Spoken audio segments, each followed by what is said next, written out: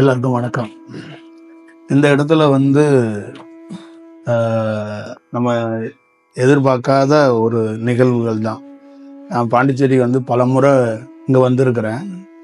ஆனால் இந்த வகுப்பு பண்ணணும் அப்படிங்கிறது எனக்குள்ள ஒரு ஒரு எப்பப்பெல்லாம் காஞ்சிபுரத்தில் நான் வகுப்பு பண்ணுறேனோ அப்போ எல்லாம் எனக்கு பாண்டிச்சேரியில் ஏதாவது பண்ணணும்னு அது ஒரு பெரிய கிளர்ச்சி மாதிரி ஏற்படும். சென்னையும் காஞ்சிபுரம் பண்ணிட்டு என்னால் போகவே முடியாது. எப்பெல்லாம் சென்னைக்குள்ளேயும் காஞ்சிபுரத்துக்குள்ளேயும் நான் வகுப்பு தொடங்கினாலும் அது புதுச்சேரியில் ஒன்று பண்ணணும் அப்படிங்கிறது அப்படியே ஒரு பிரதானமாக இருக்கும். ஒரே ஒரு வகுப்பு மட்டும் இங்கே பண்ண முடிஞ்சிச்சு. அப்புறம் இது ஒரு பிளான்ல இல்லை. இது ஒரு சடனாக இது பண்ணணும்னு இது ரொம்ப முக்கியமான ஒரு டைம் தான் நான் கருதுகிறேன். என்னுடைய இந்த தியானத்துக்குள்ள என்னுடைய சொந்த அனுபவத்திலிருந்து இந்த இடம், இந்த நாள், இந்த பொழுது ரொம்ப முக்கியமான தருணம் அப்படின்னு நான் நினைக்கிறேன். என் லைஃப்ல மறக்க முடியாத ஒரு ஒரு அனுபவம் என்னன்னா, இந்த காலத்தை ஒரு எல்லா பேருமே படிச்ச ஏழை பணக்காரர், படித்தவர் படிக்காதவர், சிவனடியார் இல்லாதவர், மதம் சார்ந்தவர் மதம் சாராதவர் எல்லாரும் இந்த உலகத்தை எப்படி யூஸ் பண்ணணும், எப்படி பார்த்துக்கணும், எப்படி வாழணுங்கிறதுக்கு ரொம்ப முக்கியமானது என்னன்னா, ஒரு அனுபவம் பெற்றவங்களோட வாய்ப்பு கிடைச்சி பிரயாணிக்கும் போது அது ரொம்ப பொக்கிஷமானது. அனுபவம் கிடைச்சவங்க களத்துல இல்லை, நம்ம அப்படி ஒரு சூழல் அமையலைன்னா அதுக்கு சூட்சமங்கள்ல அவங்களோட பிரயாணிக்கிறதுக்கான வாய்ப்புகள் உருவாக்கி கொடுக்கப்படும். இப்ப நம்ம அதிக நாட்கள் சூட்சமங்கள்ல இருக்கிற அவங்களோட தான் பிரயாணிக்க ஒரு வாய்ப்பு கிடைச்சிச்சு. பெரும் பெரும் செயல்களை தாக்கு பிடிச்சு நிக்கிறதுக்கும், தியானத்துல பெரிய பெரிய நிகழ்வுகள் நடக்கும் போதும், உடல் ரீதியாக தடுமாற்றம் வரும்போதும், தியானத்துல நிறைய அந்த மாதிரி ஒரு அனுபவம் ஏற்படும் போது அப்ப ரொம்ப உணர்ச்சிவசப்பட்டு நம்ம மக்களை சந்திச்சு மக்கள்கிட்ட ஒரு போதனை பண்றது அந்த மாதிரி எல்லாம் போக விட்டுறாம ஒரு கட்டுப்பாடுக்குள்ள வச்சு ஒரு தெளிவாக ஒருத்தரை எப்ப வெளிப்படுத்தணும், ஒருத்தர் எப்ப வெளிக்காட்டணும் அப்படிங்கிறத காட்டுறதுக்கான ஒரு வாய்ப்பை இந்த சூட்சமத்தில் இருக்கிற குருவுகள் வழிகாட்டினாங்க. அப்ப என்னுடைய அந்த அனுபவத்துக்குள்ள இருந்து முக்கியமா கத்துக்கிட்டது, முக்கியமா இந்த பாடத்திட்டம் மாதிரி நமக்கு என்ன கற்றுக் கொடுக்கப்பட்டது, என்ன அந்த பிரபஞ்சத்திட்டேருந்து நம்ம கற்றுக்கிட்டோம் அந்த தியானத்துலன்னா, தியானத்துல அனுபவம் பெறது, தியானத்துக்குள்ள உடல் ரீதியா பருவ மாற்றம் அடையிறதெல்லாம் கடந்து இந்த காலத்துக்குள்ள நம்ம வேலை செய்யறது எப்படி வேலை செய்யணும், இந்த காலத்தை உணர்ந்து வேலை செய்யணும். அனுபவம் இருக்குங்கிறதுக்காக வேலை செஞ்சிட முடியாது. இந்த காலத்துல எந்த மாதிரி பயணத்தை மேற்கொள்ளணும், அது எப்படி எந்த மாதிரி இடத்துல இருந்து தொடங்கப்படணும், எந்த மாதிரி இடத்த நோக்கி அதை நம்ம அடுத்தடுத்த செக்ஷனுக்கு நவரணுங்கிறத ரொம்ப உணர்வுபூர்வமா அது கற்றுக் கொடுத்துச்சு, பார்த்துச்சு. ஏன்னா பல ஆண்டுகள் தியானம் பண்ணி பல ஆண்டுகள் நம்ம கடந்து இருக்கிறோம். ஏறத்தாழ ஒரு வருடத்துக்கு மேல எனக்கு இந்த சேனல்ல ஃபாலோ பண்ணது வெறும் 1500 பேர் 1400 பேர் தான். நான் கிளாஸ்ன்னு அட்டன் பண்ண கிளாஸு 350-400 வகுப்புகள் நடத்தியிருக்கேன். நான் சந்திச்ச மாணவர்கள் 25,000 பேருக்கு மேல இருக்கும். அப்ப என்கிட்ட ரெகுலரா எல்லா சத்சங்கத்துக்கும் வர்றவங்க ஒரு 140 பேர் 150 பேர் எங்க வகுப்பு இருந்தாலும் குறைந்தபட்சம் என்னை கண்டினியூவா ஃபாலோ பண்ணவங்க ஒரு 400 பேர் என்னை தொடர்ந்து ஃபாலோ பண்ணாங்க. அப்ப அந்த ஒரு வருட காலகட்டத்துக்குள்ளேயும் ஒரே இடங்கள்ல இல்லாம தமிழ்நாட்டுல பல்வேறுபட்ட இடங்கள்ல வகுப்புகள் நடத்தணும், செயல் பண்ணணும். ஆனா ஒரு இடத்துல கூட அது வெளியில தெரியல, நமக்குள்ள அப்படி இல்லைங்கிறது உள்ளுக்குள்ள ஒண்ணு இருந்தா கூட அதெல்லாம் அப்படி வேற மாதிரி ஒரு ப்ரொமோஷனா ஒரு மனித செயலுக்குள்ள போக விடாம அதை கரெக்டா இந்த நேரத்துல இப்படிதான் இது பிரயாணிக்கணும் அப்படிங்கிறத ஒரு அழகா எடுத்துட்டு வந்தாங்க. அந்த செயல், அந்த அனுபவங்கள் எல்லாம் இருக்கிறதுனாலதான் அதை உணர்ந்து இந்த இடத்துல இப்படிதான் பிரயாணம் பண்ணணும் அப்படிங்கிறது. இதை எதுக்கு உங்கள்கிட்ட சொல்றேன் அப்படின்னு கேட்டீங்கன்னா, நீங்க உங்க ஃபேமிலியை ரன் பண்ணுவீங்க, உங்க குழந்தைங்களை வழி நடத்துவீங்க, எல்லா ரூபத்திலையும் நீங்க ஒரு செயலுக்குள்ள இருப்பீங்க. அப்ப இந்த அனுபவம் பெற்றாலும் சரி, அனுபவம் பெற ட்ரை பண்ணாலும் சரி, இல்லை அனுபவமே கிடைக்காம நம்ம ஒரு இயல்பாகவே இருக்கிறவங்க கூட அந்த காலத்தை எப்படி அந்த காலத்துக்குள்ள இருக்கணுங்கிறது ரொம்ப ரொம்ப முக்கியம். அதுதான் ரொம்ப முக்கியம். இன்னைக்கு அப்படி செயல்படுற நிறைய பேர் மாட்றாங்க. அத கண்டுபிடிச்சிட்டோம்னா, அந்த சூட்சமத்த, அந்த ரகசியத்தை கண்டுபிடிச்சிட்டோம்னா ஜெயிச்சுருவோம். அதுதான் ரொம்ப முக்கியம். ஒரு பேரிடர் காலம், ஒரு மழை, பயங்கரமான மழை வருது, வெளியில போகாதீங்க அப்படின்னு சொன்னா, அந்த காலத்துல நம்மளை பாதுகாத்து நமக்கு தேவையான செயல்லாம் வீட்டுல சேகரிச்சு வச்சுக்கிட்டு குடும்பத்தோட இருப்போம் பாத்தீங்களா? அந்த மாதிரி ஒரு தியானம் என்பது ஒரு காலகட்டத்துல பண்ணுவோம். என்னோட அனுபவத்துல காட்டப்போது, உயர்ந்த நிலைய ஒருத்தர் எட்டிட்டார். உயர்ந்த நிலையை எட்டிட்டார். நான் வந்து ஒரு குகையில இருக்கும்போது இந்த அனுபவத்தை நான் பார்த்தேன். அவர் உயர்ந்த நிலையை எட்டி உயர்ந்த செயல்ல இருக்கிறாரு. அவரு பணி செய்ய முடியாது.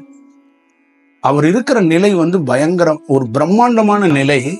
அவர் ஏன் பணி செய்ய முடியாதுன்னா, இந்த காலகட்டத்துல அவரால் பணி செய்ய முடியாது. அனுபவத்தை பெற்றுட்டாரு, ஆனா மக்களிடம் போய் பணி செய்ய முடியாது. அப்படி பணி செஞ்சா மக்களுக்கும் அவருக்கும் ஒரு போர் நடக்கும். அவங்க வேற வடிவத்துல இருப்பாங்க, இவர் வேற வடிவத்துல இருப்பார். இப்ப பெருமாளுக்கும் சிவனுக்கும் இரண்டு ஒரே மதத்துக்குள்ள, ஒரே கடவுள், ஒரே தத்துவத்துக்குள்ள, வெவ்வேறு வடிவத்துக்குள்ள கலாச்சாரமா இருந்தாலும் ஒரு சண்டை நடந்துச்சுல்ல, ஒரு போர் நடந்துச்சுல்ல, அந்த மாதிரி ஒரு போர் நடக்கிறதுக்கான வாய்ப்பு வந்துடும் அப்படின்ட்டு அவர் என்ன பண்ணிட்டாருன்னா, அந்த பெற்ற அனுபவத்தை வச்சுக்கிட்டு அப்படியே இந்த காலத்துல நம்ம செயல்பட முடியாது, சுத்தி இருக்கிற இதுக்கான வெகு சில சீடர்கள் வருவாங்க, அவங்கள்ட்ட இந்த கலையை முடிந்த அளவுக்கு கொடுத்துட்டு நம்ம சமாதிக்கு போயிடணும் அப்படிங்கிறத அவர் செஞ்சுட்டு அவர் சமாதிக்கு போனாரு. அவர் பின்தொடர்ந்த வெகு சில சீடர்கள் ரொம்ப வருத்தப்பட்டாங்க. குரு வந்து உயர்ந்த நிலையில இருக்கிறார், ஒரு மிக பிரம்மாண்டமான நிலையில இருக்கிறார், இந்த அனுபவத்தை நம்ம வந்து மக்கள்கிட்ட கொடுக்க முடியல, மக்கள் பயன்படுத்தல அப்படின்னு வருத்தப்பட்டிருக்காங்க, அழுது இருக்கிறாங்க. அப்புறம் அவங்களும் ஒரு காலத்துல சமாதிக்கு போயிருக்கிறாங்க. அப்ப அவர் சமாதிக்குள்ள பல ஆண்டுகள் இருந்துட்டு அதற்கப்புறம் ஒரு காலம் மாறும்போது அவர் வந்து சூட்சமங்கள்ல செயல்பட்டிருக்கிறார். அதற்கப்புறம் அந்த காலம், சரியான காலம் வரும்போது திருப்பியும் அவரே வந்து ஒரு பிறப்பெடுத்து ஒரு அனுபவத்துல வேலை செய்யறதுக்கு வாய்ப்பை உருவாக்கி இருக்கிறார். இதை எதுக்கு சொல்றோம்னா, அனுபவத்தை நம்ம பெறது முக்கியம் இல்லை, அந்த அனுபவத்தை இந்த காலகட்டத்துல எப்படி செயல்படுத்தணும், அதை எப்படி கொடுக்கணுங்கிறது தான் ரொம்ப முக்கியம். சூப்பர் மார்க்கெட்ல 120 ப்ராடக்ட் இருக்கும். அது எல்லாமே இறைவனால, பிரபஞ்சத்தால அனுமதி பெற்றுதான் அங்க இருக்கான்னா இல்ல. அரசாங்கத்தால, மனிதர்களால அங்கீகாரம் பெற்றிருக்கலாம். ஆனா அது இயற்கையாகவே மக்கள்கிட்ட கிடைக்கப்படணுமா, அது மக்கள்கிட்ட கொடுக்கப்படணுமான்னு ஒவ்வொரு நிறுவனமும், நம்ம ஒரு தொழில் பண்றோம், நமக்கு ஒரு ஐடியா வந்துருச்சு, நமக்கு ஒரு புரிதல் இருக்கு, நம்ம இதுல ஜெயிச்சிருவோம்னு நினைக்கிறாங்களே ஒழிஞ்ச, இந்த காலகட்டத்துல இதை செய்யலாமா, இதுல காலை வைக்கலாமா அப்படின்னா, அது அனுபவம் இல்லைன்னா அனுபவம் பெற்றவங்களோட நம்ம வந்து கேட்கணும். அனுபவம் பெற்றவங்க லைவ்ல இல்லைன்னா சரணாகதியில வழி நடத்துவாங்க. சரணாகதி அடையும் போது சூட்சமங்கள்ல ஒவ்வொருத்தரையும் இந்த பிரபஞ்ச பேராற்றல் துல்லியமாக வழி நடத்துறதுக்கான வாய்ப்புகள் உருவாக்கப்படும். அப்ப இது என்ன ஆகுது அப்படின்னா, ஒரு காலத்தையும் ஒரு நேரத்தையும் கணிக்காமையே எல்லா விதமாகவும் இந்த உலகத்துல இயங்கிக்கிட்டே இருக்கிறாங்க. ஒரு சிம்பிளா சொல்றேன், மகாவதர் பாபாங்கிறவர் ஒரு உயர்ந்த நிலையில உள்ளவர். அனுபவம் பெற்றாக தியானத்துக்குள்ள ஒரு நல்ல வடிவத்துல இருந்தா அதை கண்டறிஞ்சிட முடியும். யோகியின் சுயசரிதை படிச்சிட்டதுனால, கிரியா யோக வகுப்புக்கு போயிட்டதுனால அவரை போய் கொண்டாடிட முடியாது, அவரை தெரிஞ்சிட முடியாது. அதை உணர்ந்தாதான் அதை பற்றி தெரியும். அப்ப ஒரு உணர்ந்தவர், உயர்ந்தவர், எல்லா செயலுக்குள்ளையும் கலைக்குள்ள பெரிய வித்தகர். அவரு கும்பமேளாவில் யுக்தேஸ்வர் கிரியை சந்திச்ச போது அவர்கிட்ட 2 பணி ஒப்படைக்கிறார். ஒன்று, கோலி சயின்ஸ் புத்தகத்தை எழுதணும். கிறிஸ்துவ மதத்துக்கும் இந்து மதத்துக்கும் உள்ள செயல்பாடுகள் என்ன, அந்த 2 மதத்துக்குள்ள வேறுபாடுகள் இல்லாம 2 மதத்தோட தத்துவம் என்ன, 2 மதத்தோட உணர்வுகள் என்ன, 2 மதத்துக்குள்ள நெறி எதை காட்டப்பட்டிருக்கு, இறை போதனையாக பெரியவங்க எதெல்லாம் போதிச்சிருக்கிறாங்கிறத நீ அடிப்படையில அதை வந்து எழுதணும் அப்படின்னு ஒண்ணு. இன்னொன்னு, உனக்கிட்ட ஒரு மாணவரை அனுப்புவேன், யோகானந்தரை. அவரை நீ இந்த கிரியா யோகத்துல தயார் பண்ணணும். அவரு பல வெளிநாடுகளுக்கு போய் ஒரு வேலை செய்யணும் அப்படிங்கிற அந்த 2 வேலையும் அவர்கிட்ட ஒப்படைச்சிருக்கிறார். முதல் சந்திப்பு தான், முதல் சந்திப்பிலேயே இந்த 2 வேலையும் கொடுத்துருக்குறாங்க. இத புத்தகமா அனுபவமா தாண்டி ஒரு மிகப்பெரிய அனுபவம் பெற்ற மகாவதர் பாபா நினைச்சா யோகானந்தர் கிடையாது, யாரை வேணாலும் அவரால் தயார் பண்ண முடியும். ஆனா அந்த பொறுப்பை எதுக்கு யுக்தேஸ்வர் கிரிகிட்ட கொடுக்கிறார்? அவருடைய சிஷியர் தான் லாகிரி மகாசாயர், மகாவதாரோட பாபா. லாகிரிட்டே சொல்லி நீ சூட்சமத்துல நீ தயார் பண்றான்னு கூட சொல்லலாம். ஆனா இந்த பொறுப்பை ஏன் இவர்கிட்ட விடனா, களத்துல இவர் தான் இருக்கிறார். இந்த காலத்துல இந்த டயத்துல இந்த கலையை யுத்தேசர் தான் கையாளணும். யுத்தேசர் மூலியமா தான் போகணும். நாம சூட்சமத்துல இருக்கிறவன், அவன் சூழ தேகத்துல லைவ்ல ஒரு பணி செய்யறவான். அப்ப இந்த ஆன்மா தான் இதை செஞ்சா சரியா இருக்கும் அப்படிங்கிறத, ஒரு சூட்சமத்துக்குள்ள இருக்கிற உயர்ந்த செயலாக இருக்கக்கூடிய அந்த செயலே தன்னுடைய அதிகாரத்தை பயன்படுத்தல. எவ்வளவு பெரிய பக்குவத்தோட உயர்ந்த, அதான் சொல்லுவாங்கல்ல, கடவுள்னா என்னங்கிறதுக்கு இதுதான் அர்த்தம். கடவுள்னா ஒரு உயர்ந்த செயல் அப்படிங்கிறது என்னன்னா, காலத்தை உணர்ந்துகிட்டு செய்யறது. அந்த காலம் சரியில்லைன்னா காத்து இருக்கிறது. இது ரொம்ப முக்கியம். அப்ப யோகானந்தரை தயார் பண்ணப்பட்டது, ஒரு வேலை நடக்கப்பட்டது. அதே போலதான் என் வாழ்க்கையில கிடைக்கப்பட்ட அனுபவத்துல, அந்த அனுபவத்திலிருந்து சொல்லப்பட்டது என்னன்னா, இந்த காலகட்டத்துல இந்த தியானத்துக்குள்ள இருக்கிற செயல்களை பற்றி வெளிப்படையாக பேசு, வெளிப்படையாக சொல்லணும். ஏன்னா இயல்பாகவே இன்னொரு 5-6 ஆண்டுகளுக்குள்ள ஆண்கள் பெண்கள் எல்லாமே தாண்டி அவங்களாகவே தியானத்துக்கு ஒவ்வொருத்தரும் வர தொடங்க போறாங்க. அது இயல்பாக நடக்க போகுது. அது மதமாக இல்லாம ஒவ்வொரு தனி மனிதனுக்குள்ளேயும் ஒரு புரிதல்ல, கிளர்ச்சியில அவங்களே அதை ஏற்படுத்திக்குவாங்க. அவங்களே ஒரு செயல் வடிவத்தை உருவாக்கிக்குவாங்க. அந்த மாதிரி சூழல்ல இப்ப ஒருத்தர் பேச தொடங்குறது எதுக்குன்னா, இவருடைய வார்த்தை, இவருடைய செயல், இவருடைய பிரயாணம், அந்த கிளர்ச்சிக்கு இது என்ன பண்ணும்னா, இன்னும் ஒரு புத்துணர்ச்சி ஏற்படுத்தும், ஒரு பலப்படுத்தும். அதை மலர வைப்பதற்காக, அதை ஒழுங்குபடுத்துவதற்காக, ஒரு நல்ல தன்மையை உருவாக்குறதுக்கான வாய்ப்பை உருவாக்கும். ஒரு வயல்வெளிகள்ல எப்படி இந்த எருவுகளை பயிரிடுறதுக்கு முன்னாடி போடுறோமோ, அந்த மண்ணுக்கு ஒரு உரமாக ஒரு கிரிப்பா இருக்கிறதுக்கு பண்றோமோ, அதே போலதான் வரப்போற காலங்கள்ல ஞானத்துக்கான ஒரு பாதை தொடங்கிருச்சு, பயணம் தொடங்க போகுது. எல்லா மாணவர்களுக்குள்ளேயும் அது ஒரு செயல் நடக்கும் போது, தூண்டப்பட்டவங்க, அனுபவம் பெற்றவங்க எதை கொடுக்கணும், எதை கொடுக்க கூடாது, எப்படி கையாளணும், எப்படி கையாளக்கூடாது, அப்படிதான். இப்ப நம்மளை பொறுத்தளவுக்கு இந்த காலத்துல நீ இப்படித்தான் செயல்படணும்னு வரையறுக்கப்பட்டு, அந்த வரையறுக்கப்பட்ட செயலுக்குள்ளிருந்து அதுக்குள்ள படைப்போட தத்துவத்துல அவங்க ப்ரீவியஸா இந்த உலகம் இயங்கிக்கிட்டே இருக்கு. ஒவ்வொருத்தருக்குள்ளேயும் ஒரு படைப்பை கொடுத்துருக்காங்க. நாம போய் அந்த படைப்பை கெடுத்துடாம, அந்த படைப்புக்கு தொந்தரவு வந்துடாம, அதுக்குள்ள இருந்து ஒரு பிரயாணத்தை மேற்கொள்ளணும், அதுக்குள்ள இருந்து ஒரு செயல் வடிவத்தை செய்யணும். அப்ப இங்க இருக்கிற கிளாஸ் எடுக்கிற அத்தனை குருமார்களையும் நமக்கு தெரிஞ்சு அவங்க என்ன மாதிரி வகுப்பு எடுக்கிறாங்க, மாணவர்களா என்ன மாதிரி வகுப்புக்கு வர்றாங்க, இதெல்லாம் உணர்ந்துட்டு நமக்கு ஒரு வேலை கொடுக்குறாங்க. இப்ப இதெல்லாம் உணர்ந்துட்டு தான் நம்ம ஒரு கிளாஸுக்கு உட்காரோம். நான் ஒரு ஜீவசமாதிக்கு போனேன், பல ஆண்டுகள் இங்க போனேன், பல ஆண்டுகள் இந்த கலையை பற்றேன், எனக்கு ஒரு தவம் வந்துச்சு, எனக்கு ஒரு அனுபவம் வந்துச்சு, எனக்கு ஒரு சித்தர் காட்சி கொடுத்தாரு, அதனால நான் தியானம் சொல்லி கொடுக்குறேன்லாம் இல்லை. அப்படியெல்லாம் இந்த ஒரு சிஸ்டமே கிடையாது. அப்படியெல்லாம் இந்த அனுபவத்துக்குள்ள இல்லை.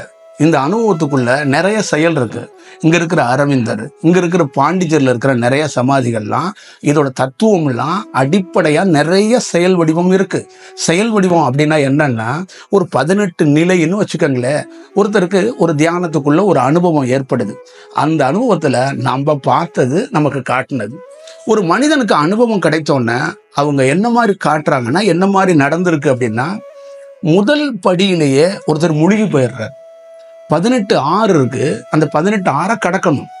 18 ஆறுலையும் 18 விதமான தன்மைகள் இருக்கு, 18 விதமான அனுபவங்கள் இருக்கு.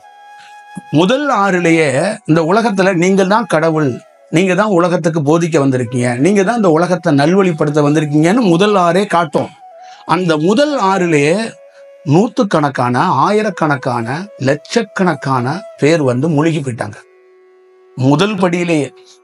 அப்ப முதல் படியிலிருந்து அந்த முழுகி அடுத்த படிக்கு எழுந்து அவங்களால போக முடியல. இந்த தியானத்துல இப்படித்தான் நடந்துகிட்டே இருக்கு. அப்ப அந்த முதல் படியில முழுகி, அது அந்த முழுகி அங்கேயே போயிடாம அடுத்தடுத்த படியை ஏறுவதற்கான ஒரு வாய்ப்பை இந்த காலமும் இந்த பிரபஞ்சமும் ஒவ்வொருத்தருக்கும் கொடுக்கும். ஆனா அதை தக்க வைக்கிறதுக்கு அந்த வடிவத்தை வந்து அதை முறைப்படி சரணாகதி இல்லாதனால அவங்க என்ன பண்ணிடுறாங்கன்னா, கிடைச்ச விஷயத்த உடனே இதுதான் அப்படிங்கிறதுக்குள்ள ஒரு தீர்மானத்துக்குள்ள வந்துடுறாங்க, ஒரு செயல் வடிவத்துக்குள்ள வந்துடுறாங்க. இப்ப அதுதான் என்னுடைய உரையை கூட நீங்க பாத்தீங்கன்னா, நூற்றுக்கணக்கான துறவிகளும் யோகிகளும் சூட்சமத்துல இருக்கிறாங்க. இப்ப லைவ்ல இருக்கிறவங்க எல்லாரும் என்ன நினைப்பாங்கன்னா, இவர் என்னத்த சொல்லி இருக்கிறாரு, நான் பார்த்திருக்க அனுபவம் வேற, நான் படிச்சிருக்க விஷயம் வேற, இதுல நான் எத்தனையோ புத்தகங்கள் ஆய்வு பண்ணியிருக்கிறேன் அப்படின்னு சொல்லி அவங்களுடைய வியூல இருந்து ஒரு வேலையை செய்ய தொடங்குறாங்க. இப்ப இந்த காலகட்டத்துல இந்தந்த மாதிரி தான் வேலை செய்யணும்னு உணர்த்தி தான் நம்ம இந்த வேலையை செய்யறோம். இப்ப நமக்கு ஒண்ணு தோணிருச்சு அதை செய்யறங்கிறது வேற, இந்த காலத்துக்குள்ள இதுக்குள்ளதான் இப்படி சொல்லணும், இதுக்குள்ள இப்படி நடக்கணுங்கிறது செயல்பாடுகள் வேற. அப்ப அதை அவங்க உணர மாட்டாங்க, அதை பிடிக்க மாட்டாங்க. தியானம் சொல்லி கொடுக்கறது பெரிய விஷயம் இல்லை. உயர்ந்த கலையை எந்த வடிவத்துல எந்த மாதிரி வேணாலும் கலைகளை மக்கள்கிட்ட கொடுக்கலாம். அப்ப அந்த பிரபஞ்சத்தோடைய இந்த காலகட்டத்துல அதை எப்படி கொடுக்கணுங்கிறத அந்த பிரபஞ்சமே அதை வழி நடத்தும். இப்ப நமக்குள்ள இருக்கின்ற ஒரு செயல் வடிவம் என்னன்னா, ஒரு உடல். இந்த உடலுக்குள்ள இந்த பிரபஞ்சத்துக்குள்ள இருக்கின்ற ஒவ்வொரு நகரத்துக்குள்ள போகும்போது இந்த உடலோட தன்மை மாறுது. ஒரே செயல்பாடுக்குள்ள இல்லை. அதே மாதிரி ஒவ்வொருத்தரை சந்திக்கும் போதும் இந்த உடல் தன்மை மாறுது. அதே மாதிரி இரவுகள்ல பகல்கள்ல இந்த உடலோட தன்மைகள் மாறுது. அப்ப இந்த பிரபஞ்சத்தோடைய நிறைய தொடர்புகள் அந்த தியானத்துக்குள்ளேயே நமக்குள்ள ஒவ்வொரு இடத்துக்குள்ள கிடைக்கப்படுற அந்த எனர்ஜி வெவ்வேறு விதமாக செயல்பாடுகளை கொடுக்குது. அப்ப அந்த செயல்பாடுகள் எல்லாம் வச்சுக்கிட்டு அந்த செயல்பாடுகள் எதை கொடுக்குது, எதற்காக கொடுக்குது, இதெல்லாம் பார்த்து தான் நம்ம ஒரு வேலை செய்யறோம். புதுச்சேரிக்கு வந்துட்டோம் அப்படிங்கிறதுக்காக ஒரு வேலை இல்லை. இந்த புதுச்சேரியில இந்த காலகட்டத்தில் ஏன் இந்த வேலை செய்யப்படணும் அப்படிங்கிறது தான் ரொம்ப முக்கியமாக. இது மக்களிடமும் சரி மாணவர்களிடமும் கிடைக்கப்படணும், அதே நேரத்தில் கவனிக்கப்படணும். உங்களுக்கு ரொம்ப ரொம்ப முக்கியமாக நான் எதை சொல்றேன்னா, நீங்க தியானம் பண்றது எவ்வளவு முக்கியமோ அதே மாதிரி சரணாகதி அடைந்து காத்திருப்பதும் அவ்வளவு முக்கியம். நீங்க அனுபவம் பெற்றீங்கன்னா உங்களை பிரபஞ்சம் அழகா தூக்கி வந்து வெளியில போட்டுரும். உங்களுக்கு மார்க்கெட்டு தேவையில்ல, கடை தேவையில்ல. உங்களை ஒரு ப்ராடக்டா ஒருத்தர் உங்களை விளம்பரத்தாரரா ஒருத்தர் எக்ஸ்போஸ் பண்ண தேவையில்ல. இந்த பிரபஞ்சம் பண்ணும் அந்த வேலையை, இந்த பிரபஞ்சம் எடுத்துட்டு வரும். எந்த செயலும் தேவையில்லை. ஒரு நல்ல அனுபவத்தை இந்த பிரபஞ்சமே தூக்கிட்டு ஒருத்தர் வெளியில பண்ணதை போட்டு ஒரு மேஜிக்கை பண்ண வச்சுட்டு போயிடும்.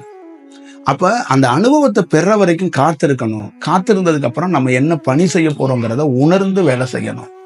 ஒவ்வொரு வினாடிகளும் சூட்சமத்துல உயர்ந்த ஆற்றல்கள் ஒரு அனுபவம் பெற்ற ஒரு பின்னாலும் அனுபவிக்கும். அது வழி நடத்தும். அது ஒரு பெரிய இன்செக்ஷனா ஒரு பெரிய செயல்பாடுகள்ல இருக்கும். அது ரொம்ப ரொம்ப முக்கியம் அப்படிங்கிறது தான் நம்ம சொல்றது. அது ரொம்ப முக்கியம்.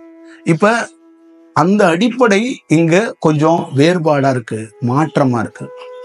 அந்த சின்ன சின்ன அனுபவத்தை பெற்றவங்களுடைய போதனைகளும் வழிபாடுகளும் அவங்க காட்டுற முறைகளை வச்சுக்கிட்டு அடுத்த செக்டர்ல வர்ற மாணவர்களும் இப்படித்தான் ஒரு செயல் அப்படின்ட்டு போறாங்க. ஒரு உதாரணத்துக்கு சொல்றேன். இப்ப என்னுடைய ஒரு அனுபவத்துல ஒரு புத்தகம் எழுதுறேன்னா, என் உடல் சார்ந்து எனக்கு பெற்ற அனுபவத்தை நான் புத்தகமா கொடுக்குறேன். அதே வடிவத்துல நீங்க தியானம் பண்ணும்போது உங்க அனுபவத்துல நான் சொன்ன விஷயம் கரெக்டா இருக்கும், ஆனா அனுபவம் உங்களுக்கு வேறையா இருக்கும். உங்களுடைய உடல்ல ஏற்படுற தன்மைகள் வேறையா இருக்கும். அது உங்க உடல்ல இந்த ஆன்மா முதல் படிய சில பேர் முதல் படியை கடக்காமைய 7வது படியை முதல் முறையா அவருடைய நரம்பு விழிச்சாடும். 7வது படியில அவருக்கு ஒரு வேலை நடக்கிற மாதிரி ஒரு சூழல் உருவாயிரும். அப்ப 7வது படியில இருக்கிறவருக்கு அந்த செயல்பாடுகள் அந்த பக்கமும் போக முடியாது, இந்த பக்கம் போக முடியாது. அப்படி ஒரு அனுபவம் ஏற்பட்டுரும். அப்ப நீங்க படிச்சு வச்ச புத்தகத்துக்கும் நீங்க பெற்றிருக்க அனுபவத்துக்கும் சம்பந்தம் இல்லாம இருக்கும். அப்போ உங்களுடைய அனுபவங்கிறது ஒரு நம்பிக்கையை ஏற்படுத்துறதும், அதே நேரத்துக்குள்ள அந்த புத்தகம் எதை காட்டுது அப்படின்னா நீங்க தொய்வு இல்லாம நடந்து போறதுக்கு தான் காட்டுது.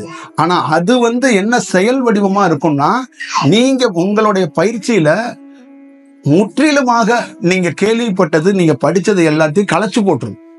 அது வேற வடிவமா இருக்கும். அதுக்கு காரணம் உங்க உடலுக்கு என்ன மாதிரி ஒரு அனுபவம் ஏற்படணுமோ அதுதான் அங்க ஏற்படும், அதுதான் நிகழும்.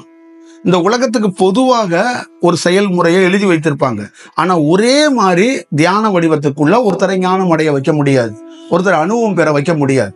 அப்ப அவருடைய உடலுக்குள்ள இருக்கின்ற சில தன்மைகளை உருவாக்கி கொடுப்பாங்க, சில செயல்கள் கொடுப்பாங்க. சில பேருக்கு இடுப்புல இருக்கிற நரம்புகள் விழிப்படைய லேட் ஆகும். அவருடைய வேற இடத்துல இருந்து அவர் செயல்பட தொடங்குவாரு.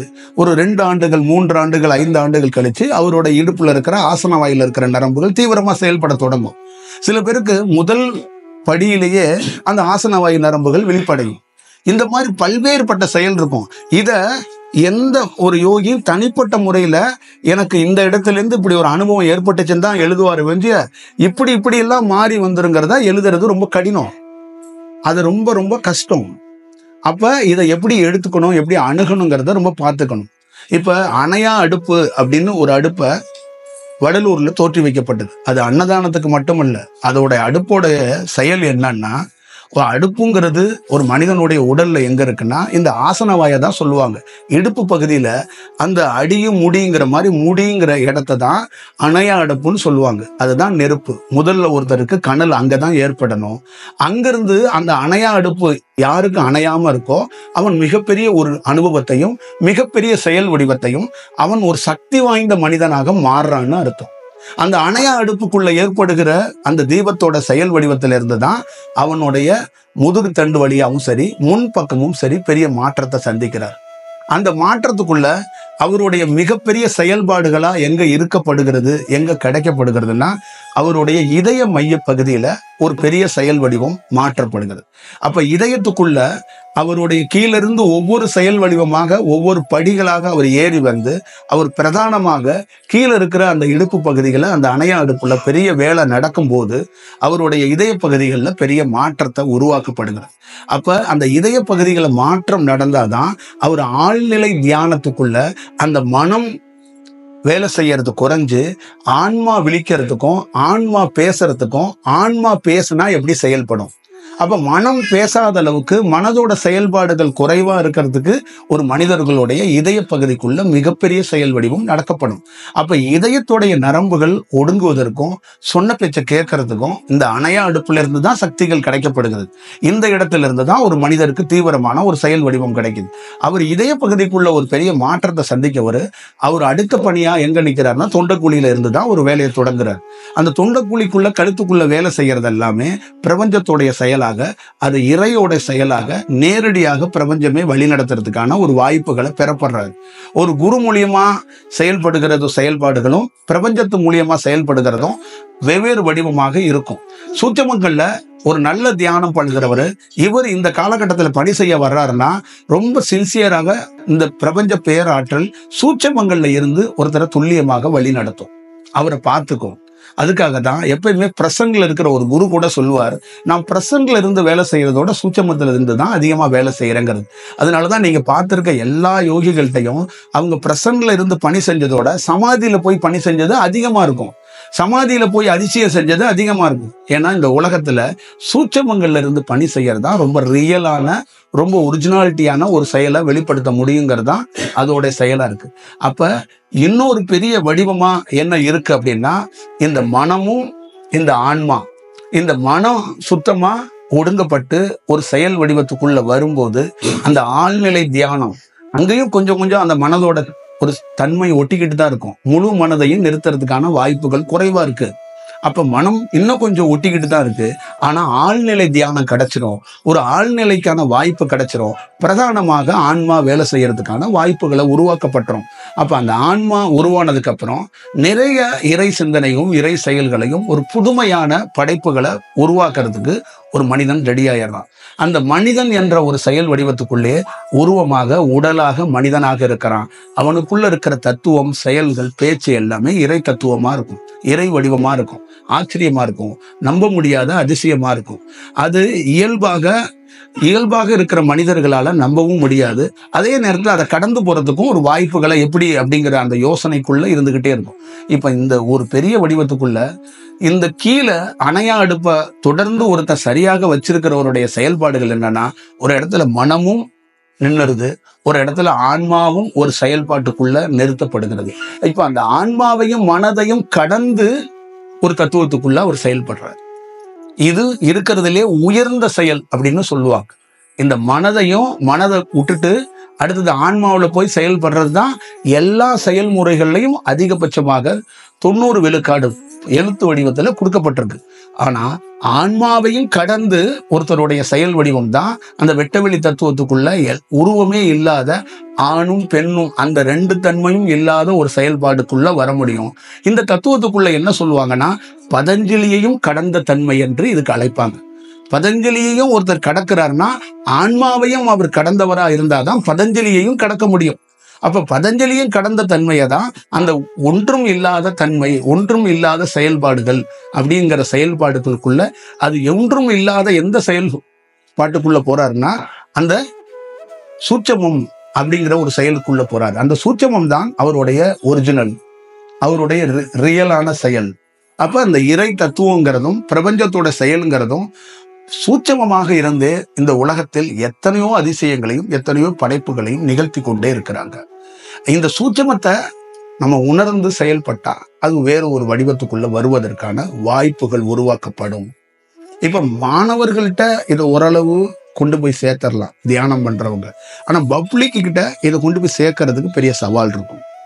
ரொம்ப கடுமையான சவால்களும் சூழல்களும் இருக்கும். ஏன்னா அவங்களுடைய செயல்பாடுகள் வெவ்வேறு விதமாக இருக்கு, வெவ்வேறு செயலா இருக்கு. ஆனா அதை பத்தி நம்ம கவலைப்படாம அதை அறிஞ்சு அதை எப்படி எடுத்துட்டு போகணும்னு செயல்பட்டா எல்லாத்துக்குள்ளேயும் ஒரு பெரிய மாற்றத்தை உருவாக்கிற முடியுங்கிறது தான் என்னுடைய வடிவத்துக்குள்ள இருந்து நான் பார்த்ததுலேருந்து சொல்றேன். இது ரொம்ப உணர்ந்து அதை ஆழ்ந்து அதுக்குள்ளே இருந்து இதுதான் நம்ம ஒரு செயல் வடிவத்தை கொடுக்குறோம். இதுக்குள்ள லேட்டா கூட உணரலாம். ஆனா இதுபடிதான் இனி வரும் காலகட்டத்துல நிறைய உரைகள் நடத்தவும் போகுது, மாற்றமும் அடைய போகுது. அது நிச்சயமா நடக்கதான் போகுது. ரொம்ப தியானம் ரொம்ப கிளாரிட்டியா உருவாக போகுது. அது எல்லாரும் பார்க்க தான் போறாங்க. இப்ப ஒரு 30-40 ஆண்டுகள்ல இருக்கிற தியானம் எல்லாம் ஒரு அந்த தியானம் எப்படியும் இன்னுமா வரப்போற தியானம் எப்படிங்கிறத எல்லாரும் உணர்ந்து பார்க்க தான் போறாங்க. இது ரொம்ப ரொம்ப முக்கியமான ஒரு காலம்னு நான் கருதுறேன். நீங்களே லைவ்ல தான் இருக்க போறீங்க. அதனால அது பிரசன்ட்ல நீங்களே பார்ப்பீங்க. அது இந்த சூழல் எப்படி இது ஒரு தனி மனிதர்கள் நிகழ்த்துறது இல்லை. இது பிரபஞ்சத்தால நிகழ்த்தப்படுகிறது, பிரபஞ்சத்தால கொடுக்கப்படுகிறது. இது பிரபஞ்சத்திலிருந்து இந்த மாதிரி ஒரு காலத்துல இப்படி நிகழும், இப்படி ஒரு செயல் வடிவம் இருக்கும். நான் ஒரு மாதத்துக்கு முன்னாடியே வானிலையில இந்த ஆகாயத்துக்குள்ள பெரிய செயல் வடிவம் கரெக்டா இல்லை, ஒரு மாதத்துக்கு கழிச்சு ஆகாயத்துல பெரிய மாற்றம் ஏற்படும். அப்ப ஆகாயம் நல்ல தன்மைக்கு மாறும்போது நிறைய செயல் வடிவங்கள்லாம் மாற தொடங்கும் அப்படின்றோம். இப்ப அந்த ஆகாயத்துக்குள்ள நல்ல தன்மைகள் உருவாகி வந்திருக்கு. அப்ப இந்த மாதிரி சூழல்கள் ரொம்ப ரொம்ப அபூர்வம் அப்படின்னு சொல்லுவாங்க. இதுதான் நம்ம வேலை செய்யறதுக்கே பெரிய ஆச்சரியத்தை ஏற்படுத்துது. ஒரு அனுபவம் பெறது முக்கியம் இல்லை, பெற்ற அனுபவத்தை மக்கள்கிட்ட சேர்க்கறது கூட காலம் நல்லா இருக்கணும். காலம் நல்லா இல்லைன்னா உயர்ந்த யோகியை கூட அசிங்கப்படுத்திட்டு போயிடுவாங்க. நல்ல பொருளை தூக்கி எறிஞ்சிருவாங்க, கெட்ட பொருளை பிரதானமா தூக்கி நிறுத்திடுவாங்க. அப்ப காலம் இப்ப அதுக்கான காலம் வந்துருச்சு. இன்னமும் எத்தனை கெட்ட பொருளை தூக்கிட்டு போனாலும் நல்ல பொருள் தனியா தெரிய தொடங்கிடும். அவங்களால எதுவுமே பண்ண முடியாது. எந்த சூழல்லையும் ஒரு நல்ல பொருளை வீழ்த்த முடியாது. ஏன்னா அந்த காலம் அதுக்கான சூழலை உருவாக்கி கொடுத்துருச்சு. இந்த காலத்துக்காக தான் பல்வேறுபட்ட அனுபவம் பெற்ற யோகிகள் காத்திருப்பாங்க. இது ரொம்ப ரொம்ப முக்கியம்னு நம்ம கருதுறோம். ஓரளவு உங்களுக்கு புரிஞ்சிருக்கலாம், இல்லை புரியறதுக்கான ஒரு வாய்ப்புகள் உருவாகும்னு நான் நம்புறேன்.